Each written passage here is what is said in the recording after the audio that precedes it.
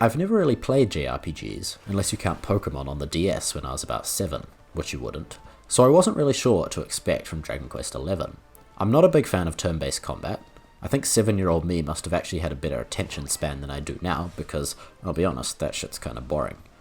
Anyway, I've really been enjoying Dragon Quest XI, and I think it provides a good canvas to talk about one of the most important things for a player to experience in a game: immersion.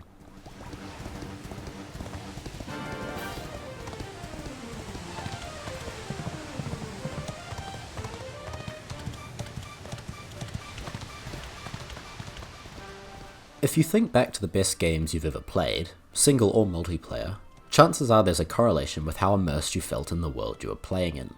I think it's one reason why people are so obsessed with realistic, true-to-life 4K ray tracing, mocap, motion blur, and FUCK 32 times anti-aliasing that they can't even run on their 5-year-old potato.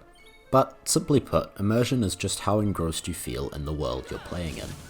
Dragon Quest doesn't have the atmospheric lighting and shaders of a game like The Witcher, or a super unique art style like Hollow Knight, but the impossibly bright and over-the-top colours do draw you into the high fantasy theme the game is going for. The grassy fields are sprawled with monsters for you to fight, as happy orchestral themes float through the air around you. But as great as they look, the enemies in this game are sort of a problem.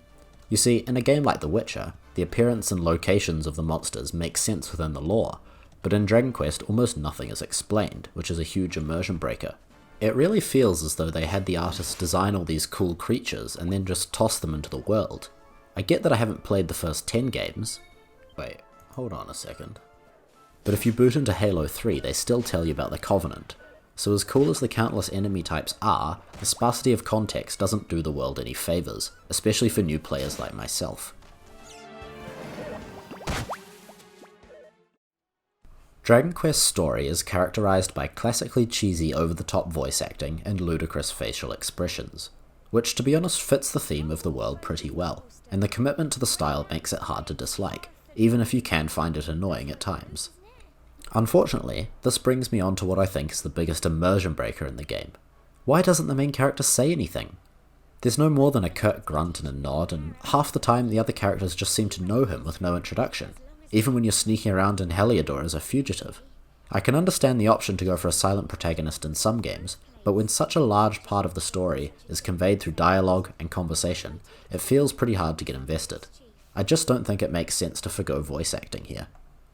Well, not to worry. Since you and me were born on the same day, I'm lucky enough to have a bodyguard along for the journey. I do, however, think the game's soundtrack definitely helps to create immersion.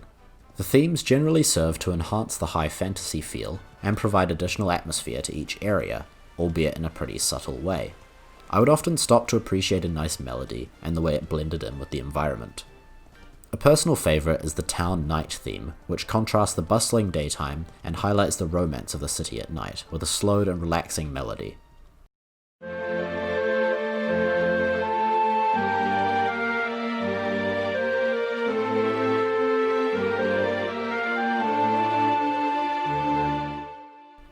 The castle themes are much the same, with upbeat brass during the day and a more regal and restrained timbre at nighttime. Having these variations of theme for the same place is a fantastic way to add nuance and detail to the game from a soundtrack point of view, and it really draws the player in. In terms of battle themes, the game does suffer from the same issue as Pokemon, in that there's the same repeating battle theme which gets very stale after a few fights, but at least there's no long grass.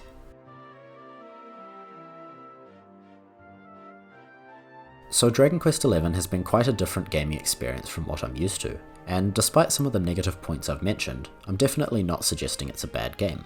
I'm still not sure if JRPGs are my thing, but the soundtrack and environments in this one have been enough to keep me more interested than I thought I would be. Thank you very much for watching. If you enjoyed this video and would like to see more, do consider subscribing.